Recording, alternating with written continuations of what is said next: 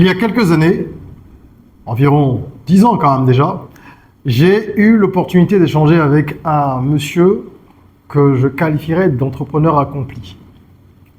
Milliardaire, si on veut parler de son poids financier, mais également polyvalent, parce qu'il est dans plusieurs secteurs d'activité et dans différents pays africains. Donc c'est une bibliothèque ambulante en matière de business en Afrique. Il m'a posé cette question. Je m'en souviendrai toujours, parce que c'était une colle. Il m'a dit, Régis, selon toi, quel est le secteur le plus rentable en Afrique? Secteur d'activité. Alors j'ai commencé à réfléchir, je ne donnais pas de réponse. Or, il sait que je suis très vif, donc il souriait un petit peu en coin, sachant que son coup avait marché, puisque moi j'ai compris que c'était une question piège. Et il m'a dit, si tu ne peux pas identifier le secteur d'activité le plus rentable, est-ce que tu pourrais me dire quelle est l'activité la plus rentable? Est-ce que par exemple c'est la vente de tel produit ou la mise à disposition de tel ou tel autre produit, un service? Et j'ai fini par lui citer quelques trucs comme ça. Évidemment, j'ai rien trouvé et il a éclaté derrière. Je vais vous expliquer pourquoi. Il m'a dit très clairement quel était le business le plus rentable. Et dans cette vidéo, je vais partager avec vous ce que j'ai appris de lui. Ça fait une dizaine d'années, comme je le dis, j'étais encore quasiment à mes débuts en tant qu'entrepreneur. Ça faisait 3 à 4 ans que j'avais démarré. Et du coup, ça m'a permis de construire la suite de mon parcours avec beaucoup plus de pertinence. Je vais vous dire quel est le business le plus rentable et vous allez découvrir quelque chose qui va être très utile pour vous. Prenez de quoi noter, on en parle tout de suite. Je suis Régis Sezin, entrepreneur multipotentiel, conférencier, formateur et artiste. Je partage avec vous sur cette chaîne du contenu propulsif pour vous aider à rêver, oser et créer. Hello les rocks, j'espère que vous êtes solides. Moi je suis en parfaite forme et je suis plein de gratitude envers l'univers.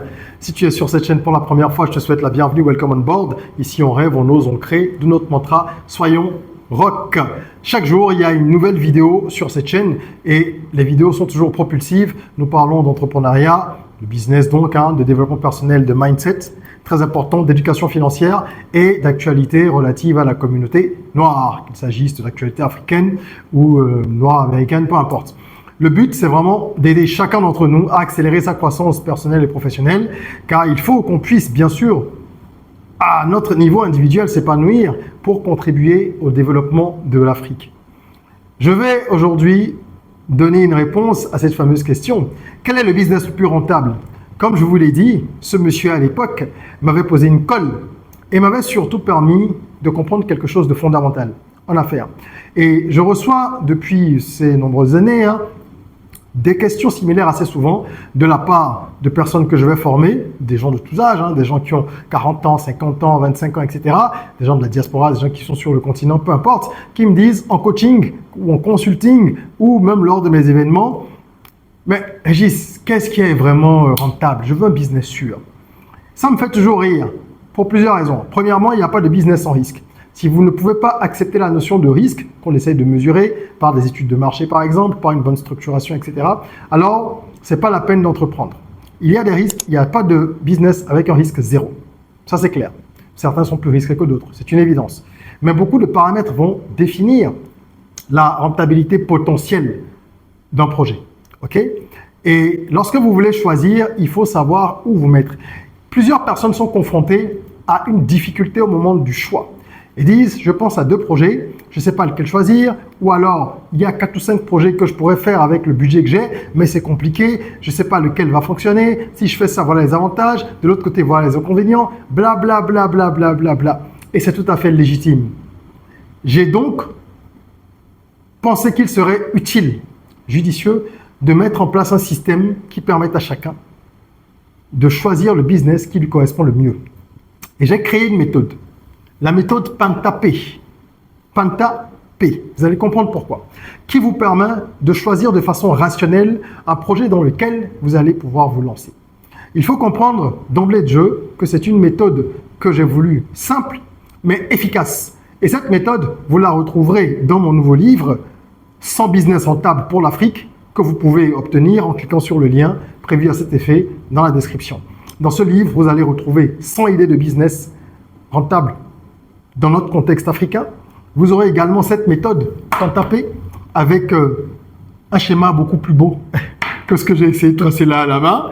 d'accord, qui sera explicité, et des études de cas pour vous permettre de comprendre davantage le principe de Pentapé, ensuite des 100 idées qu'il y a, bien sûr. Hein. Là, après avoir vu les différentes idées proposées, vous pouvez choisir une idée en fonction de cette méthode et je vous offre en bonus un template détaillé de business plan pour chaque livre que vous achetez. Voilà, le lien est dans la description. Je vous invite à aller voir ça. C'est un travail qui va vous être très utile si vous cherchez à créer une source de revenus ou une nouvelle source de revenus. Alors, quel est ce fameux business? Eh bien, ce monsieur, il m'a dit clairement, après avoir rigolé, hein, quand j'ai balancé quelques idées comme ça, il m'a dit, mais Régis, tu es tombé dans le panneau, mais je t'en veux pas. La plupart des gens tombent dans le panneau. Regarde-moi, m'a-t-il dit. Dans tel pays, j'ai tel business. Dans tel pays, j'ai tel business. Dans tel pays, j'ai ceci, j'ai cela. Et ça fonctionne. Mais il y a des pays dans lesquels un business ne marche pas alors que ça marche dans un autre pays. Est-ce que tu ne connais pas des gens qui se sont enrichis en vendant ce qu'on appelle pure water, de l'eau en sachet? Et je lui ai dit bien sûr. Ok.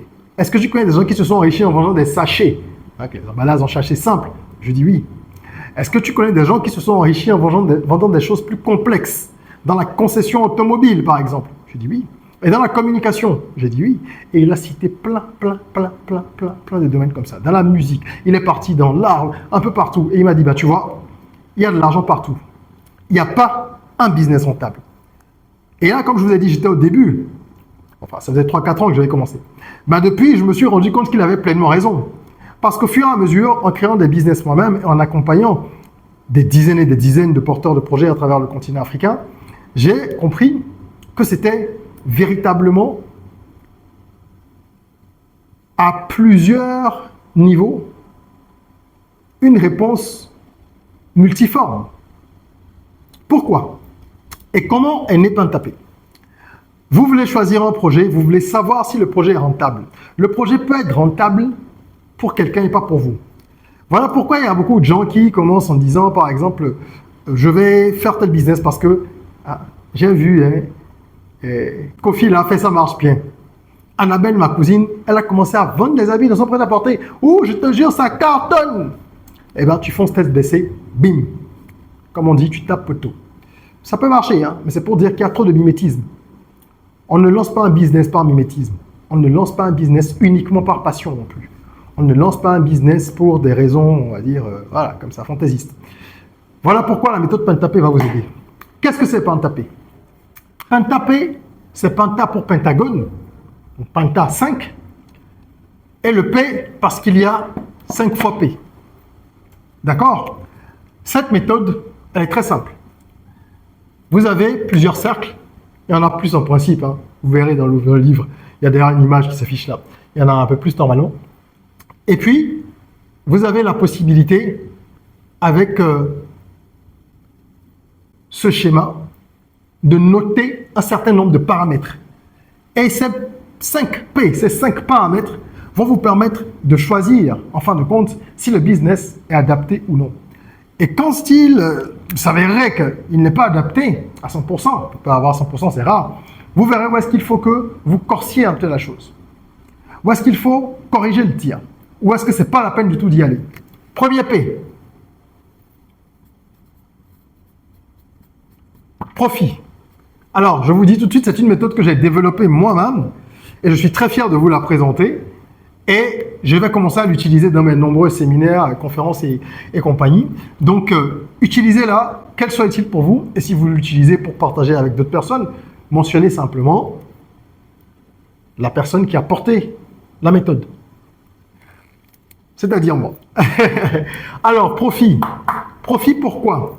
Parce qu'un business, ça a l'air banal, hein, mais les gens ne se posent pas la question souvent. Quand on veut se lancer, on est pressé, on fait n'importe quoi.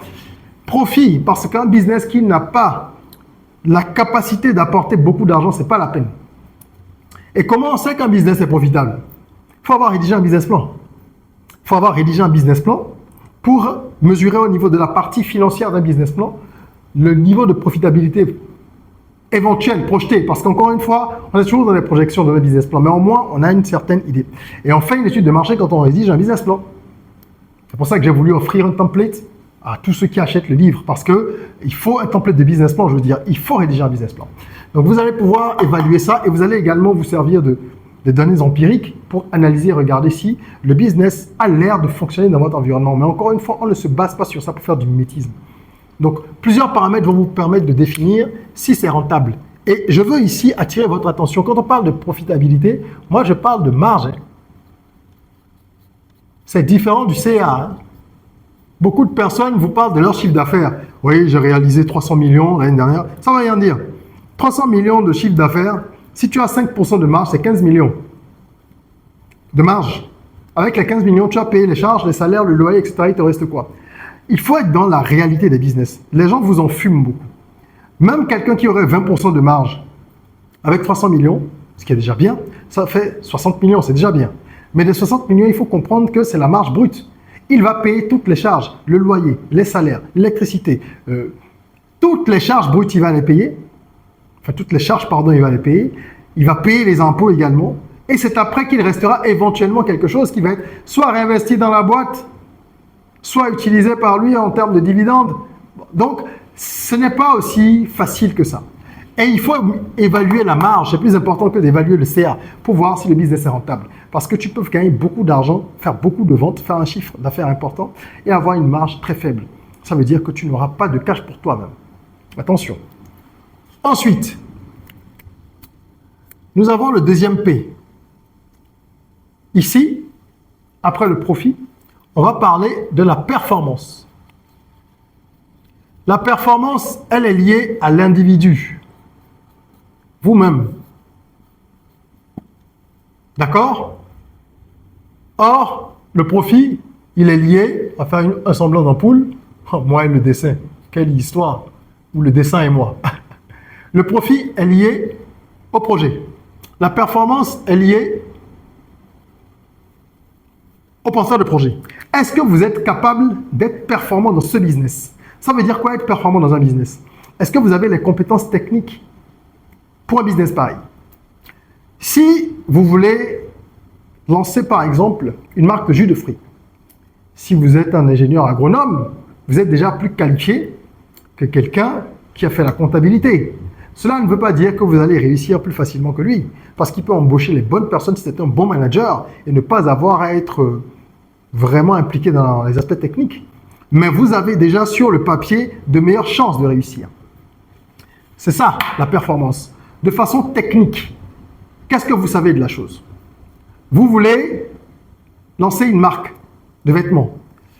Même si vous n'avez pas étudié la mode, peut-être que dans votre environnement, dans votre entourage, il y avait plus jeune une personne qui avait un salon de couture et que vous fréquentiez ce salon-là pendant les vacances, par exemple. À ce moment-là, vous avez déjà vu faire un certain nombre de choses, que ce soit un styliste ou une couturière. Vous avez fréquenté cette personne, vous avez vu un certain nombre de choses. Donc, vous avez la capacité, sur le papier encore une fois, d'être un peu plus performant que d'autres personnes. Et ça, je peux étendre ça dans tous les domaines. Quel que soit votre domaine d'activité ou le projet, est-ce que vous avez déjà des capacités avancées pour le déployer? D'accord?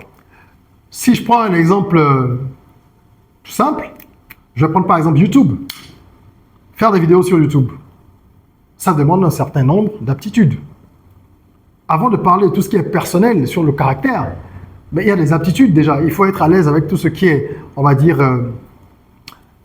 logiciel, site, mise en ligne, ceci, cela. Oui, il faut pouvoir prendre en main facilement le studio YouTube et comprendre comment est-ce qu'on fait, comment est-ce qu'on upload. C'est pas complexe, mais il y a des gens qui sont plus à l'aise que d'autres avec tout ça. Faire une vidéo, l'uploader, trouver la bonne miniature, trouver le titre, etc., etc. Ben moi, je bidouille pas mal de choses depuis longtemps sur Internet.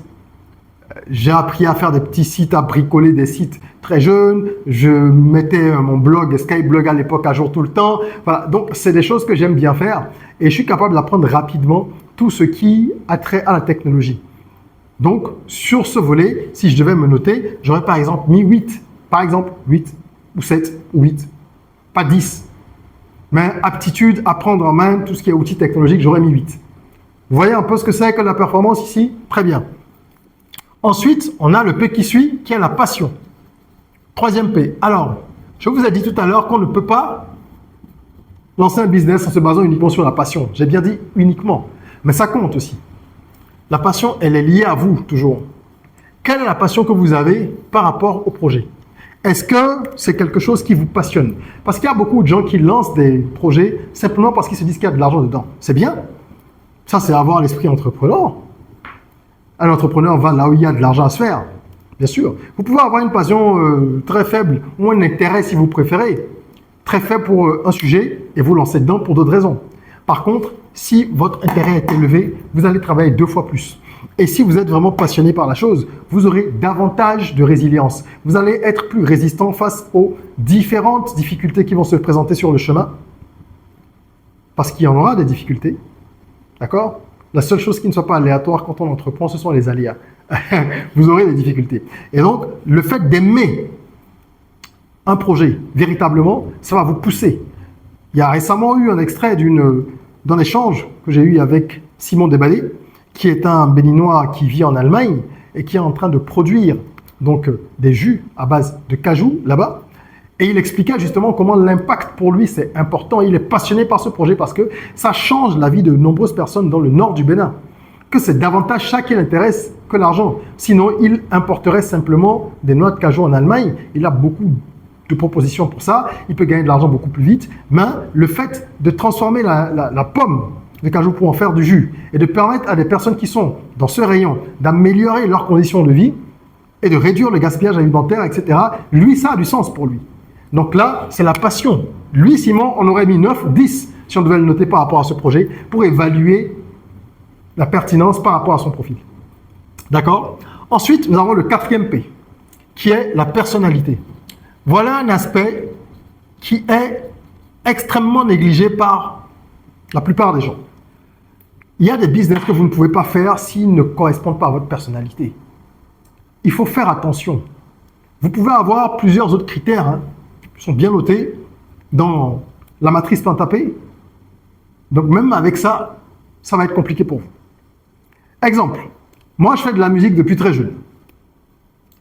J'ai commencé à faire de la musique, à faire des interprétations et tout ça. Déjà au collège, on avait un boys band, c'était l'époque de To Be Free et compagnie. On avait un boys band, j'avais 11-12 ans. Ensuite, j'ai chanté, j'ai fait des interprétations de, je crois, Poetic Lover, Cisco, tout ça, en classe de 3e. Puis, je me suis lancé dans le hip-hop en classe de 1re avec un ami que j'ai rencontré.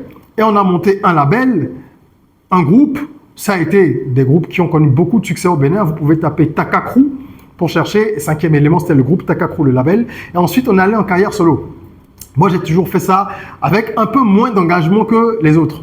D'accord? J'ai sorti des albums, tout de même. J'ai 3 albums au compteur, dont le dernier est sorti en 2022, quand je me suis décidé, après une dizaine d'années, à reprendre le chemin du studio pour maintenant faire uniquement de la musique de développement personnel, qui va donc dans le sens du mindset, pour vous aider à transformer votre mindset en écoutant de la musique. Bref, pourquoi est-ce que, malgré une bonne cote dans mon pays, au Bénin, dans les années 2010, quand j'ai sorti mon 2e album, Irresistible, pourquoi est-ce que je n'ai pas cherché à faire carrière? Pour plusieurs choses. Je n'avais pas encore cette méthode, mais je me rends compte qu'inconsciemment, je pratiquais ça. Parce que je me disais que ce n'était pas très rentable de faire de la musique au Bénin, à l'époque. Honnêtement. Donc, je me suis dit non, je ne vais pas en faire quelque chose de principal. J'ai fait des bonnes études.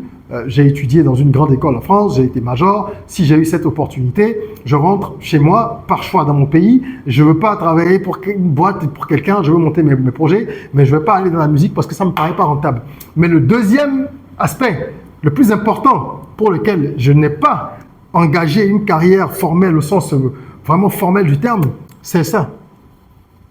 Personnalité. C'est ça. Pourquoi? Vous savez, dans la musique par exemple, il faut passer son temps à sortir. Il faut passer son temps à aller à des événements la nuit. À l'époque, je sortais même plus qu'aujourd'hui, parce que moi aujourd'hui je suis en couche tôt, rien à voir. Depuis 2014-2015, je sors très peu. Mais avant, je sortais encore un peu. Mais je n'aimais pas trop traîner dans la nuit. Ça peut paraître banal comme ça, mais moi, ce n'est pas un compromis que j'avais envie de faire. En fait, tous des compromis quand on a un projet. Mais celui-là ne me plaisait pas. Vous voulez aller à un concert, c'est la nuit. Vous devez aller à des événements, les événements des autres, vous devez y aller, c'est la nuit aussi. Vos événements, c'est la nuit. Il faut tout le temps être dans la nuit. Et je trouvais que c'était un environnement très faux. Ça l'est toujours d'ailleurs. Le show business dans tous les pays du monde, c'est un milieu hypocrite. Véritablement. Voilà, c'est pas une nouvelle. Et ça ne me convient pas. D'accord? Ça ne me convient pas du tout. Comme je dis, tractation politicienne, amitié circonstancielle. Ça ne me convient pas. Sincérité nulle au partiel. C'est pas pour moi, moi je suis trop entier. Je me limite pas au Bénin, non, je veux le monde entier. Donc dans cette chanson, j'expliquais globalement que voilà, c'est pas du tout dans ma personnalité. C'est pas cohérent. Et voilà comment vous pourriez vous poser des questions. Quelqu'un qui est un gros bavard, qui n'arrive pas à tenir sa bouche, il ne peut pas être juge, je ne suis pas sûr, il n'a pas bossé dans les services secrets. C'est un exemple que je vous donne. L'impact de la personnalité est très fort quand vous voulez choisir un projet. D'accord? Quelqu'un qui est très impatient, qui est colérique, etc. Il y a des projets dans lesquels, et même des professions dans lesquelles il ne va pas pouvoir s'épanouir, il ne va pas pouvoir exceller. Donc prenez en compte la personnalité. Et le dernier P, c'est le paysage. Le paysage fait appel ici, c'est un rappel un peu à Pestel. D'accord? Pour ceux qui savent ce que c'est que Pestel en marketing, c'est l'analyse des facteurs politiques, économiques, socio-culturels, technologiques, environnementaux et légaux.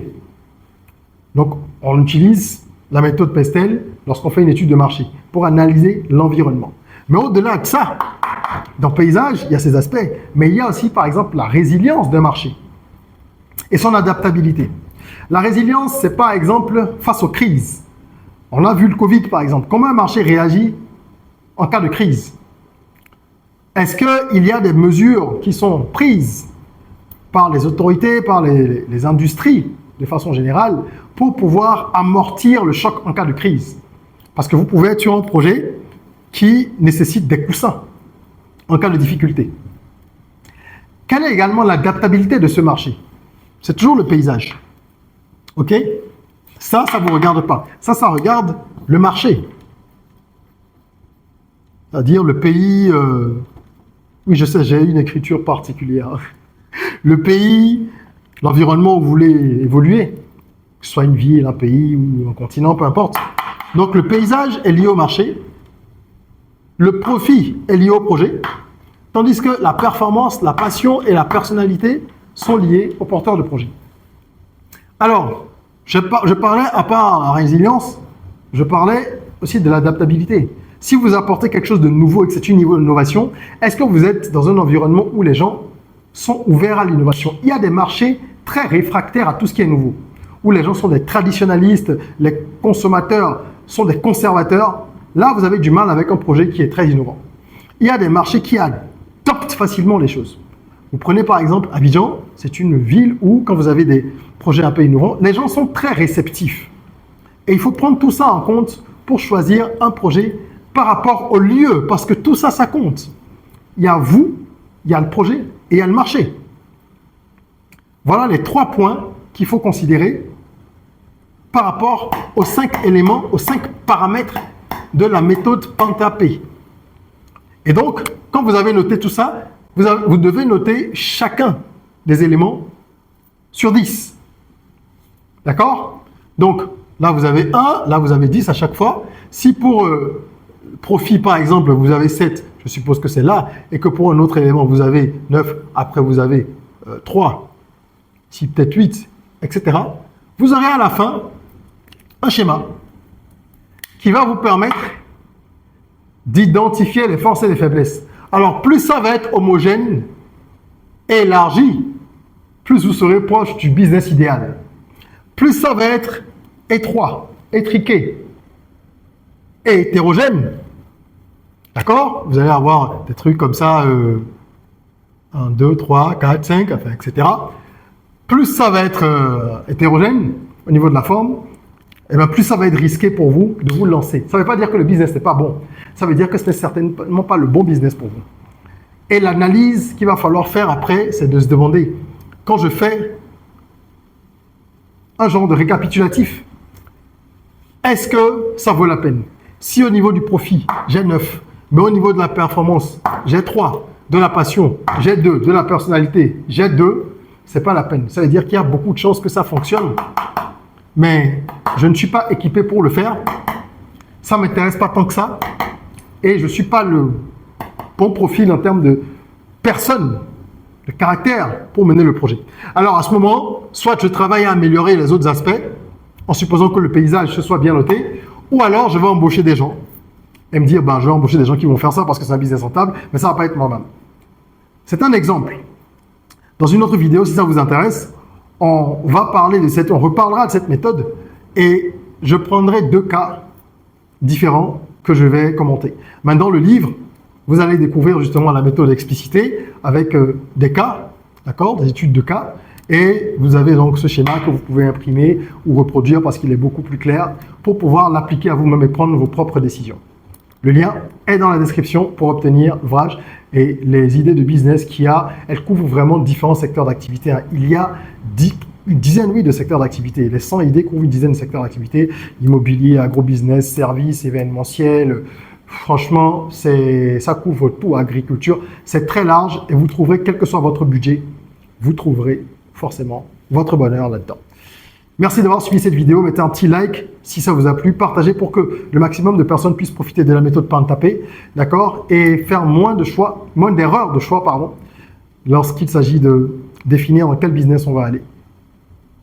Et rejoignez la communauté en vous abonnant. En attendant qu'on se retrouve pour une nouvelle vidéo, prenez soin de vous, de votre corps, mais aussi et surtout de votre mind. Rêvons, osons, créons, soyons rock.